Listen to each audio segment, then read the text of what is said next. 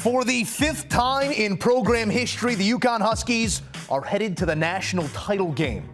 If history tells us anything, that means they're cutting down nets as well. But in the here and now, it's a 72-59 victory over the Miami Hurricanes. It's a no surprise that Ama Sanogo leading the way. 21 points, 10 boards on 9 of 11 from the floor. He led the way for the Huskies, who shot at 49% from the field and dominated those boards as a team. UConn, again, 4-0 when they appear in a national title game. This time around, it'll be San Diego State standing in their way in the first ever 4 versus 5 in a national title game. Our team in Houston standing by, Hakeem Dermish, Tim Doyle, and the coach, Avery Johnson.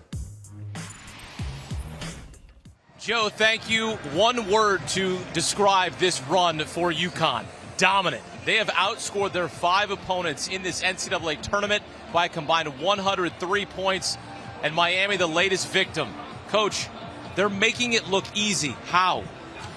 Defense. It starts with defense, and it starts with the inside game. When you look at Sanogo, he started the game off with 2 3-pointers, which gave, I think it relaxed UConn. But just their defensive ability, they only allowed Miami to shoot 32% from the field. And when you're also talking about finishing off your defense with rebounding, remember, Miami was -2 on the boards against Texas. They were even on the boards with the University of Houston. They were dominant on the boards against Indiana, +17. Tonight, UConn dominated them on the boards, and just the size and athleticism.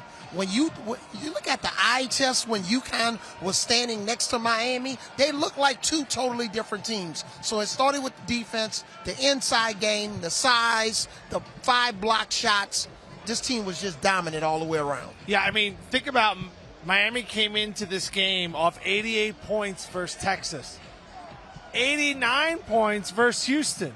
Do you know how many times they scored under 60 this year? 0. 59 points. And a stat that's not up there, Coach talked about intimidating. They had 5 blocks, UConn.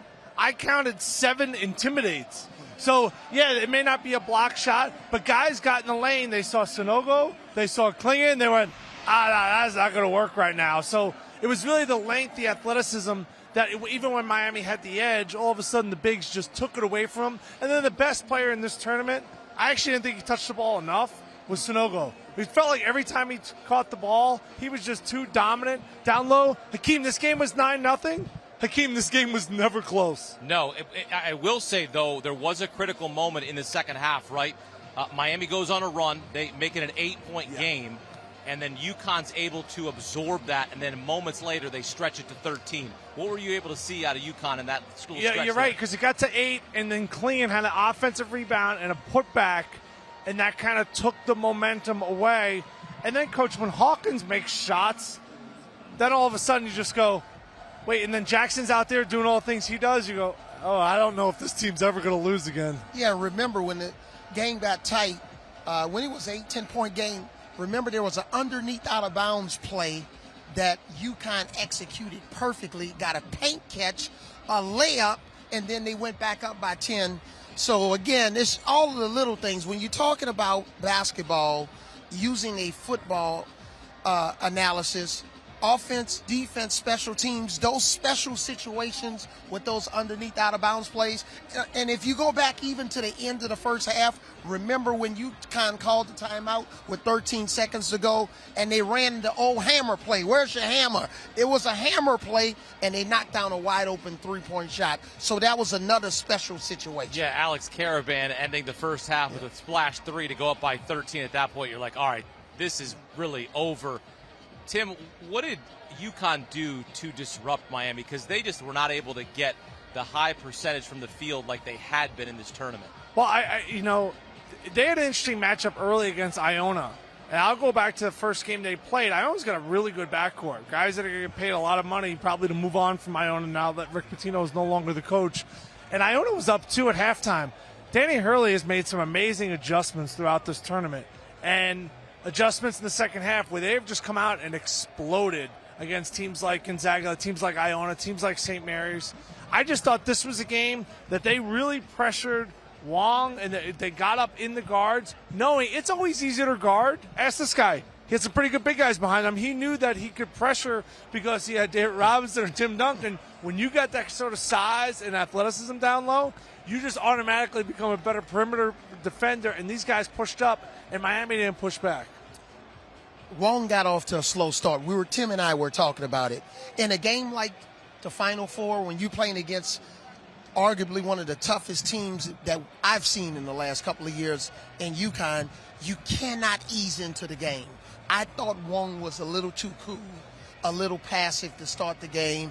Probably should have cut back door a little bit more, because when he was one pass away, you could see UConn's defensive strategy try to deny him, put pressure on him, fight over screens. He didn't have any really clean looks, but I just thought he waited too long to try to get himself into this game offensively. Well, last year Miami lost in the Elite Eight to Kansas, the eventual national champion. They lose to UConn here in the Final Four, perhaps the eventual national champion. Thanks in part to Jordan Hawkins. Had the stomach flu, had the stomach bug coming in. He hits 3 more threes. That's 5 games with 3 threes in the NCAA tournament. That's the 6th player ever to do it. I mean, this kid was clutch. He came out, hit a 3 to start the game, really set the tone for the Huskies. Yeah, and especially we said, Hawkins is in his range when he gets off the bus. And you can tell he was still a little bit fatigued in between coming in and out of the game. He was coughing. I saw him on the court. He was coughing a little bit. But I think you're going to see a better version of Hawkins on Monday night, which is not good news for San Diego State. Another night to rest, get some fluids in him, maybe come out to get some open shots up tomorrow, since he was unable to practice on yesterday. So Hawkins, I think, will be healthier, and he'll play at a higher level on Monday night. For me, UConn seems every round to get a little better. Yeah.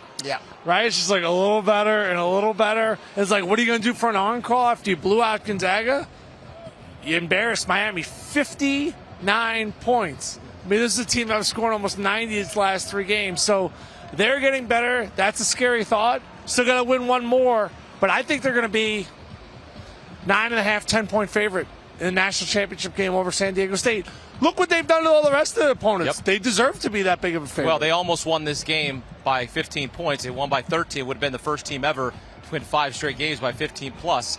But that's not really what they want. They want the national title. Still, though, a heck of a season for Miami, right? I mean, ACC regular season champs.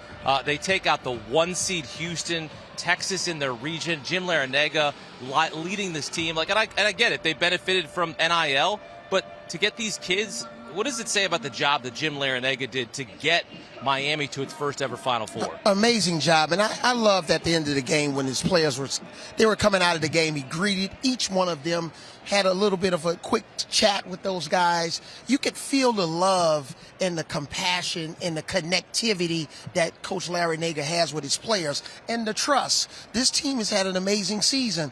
When you're one of the top 4 teams in all of college basketball, there's nothing really to hold your head down. They won some amazing games and beat 2 teams that thought they were going to be playing in the Final Four in their home state with University of Houston and Texas. But this team was a well-coached team. Coach Larrañaga coached one of my former teammates, Antonio Daniels, at Bowling Green. Speaks very highly of Coach Larrañaga. But that coaching staff, to get them to this point, I thought they were outstanding. Yeah, they did not have an easy road. I mean, you had to beat 2 Texas squads to go to a Final Four in Texas. And, Houston arguably had the best defense all season. 89 points, 50% from the field, only 6 turnovers. And then Texas, that showed a lot of fortitude in that game. When I was watching the UConn game, it just started to make me think, when they beat Texas, Dylan DeSue didn't play. And I actually ended up getting off of Texas because of that reason.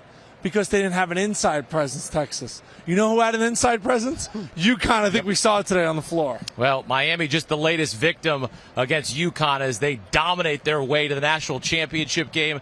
Avery Johnson, Tim Doyle here on the floor from the final. Do you want a sports network that delivers everything that matters about the game? The highlights, the picks, the instant analysis. No yelling, no fake debates, no politics.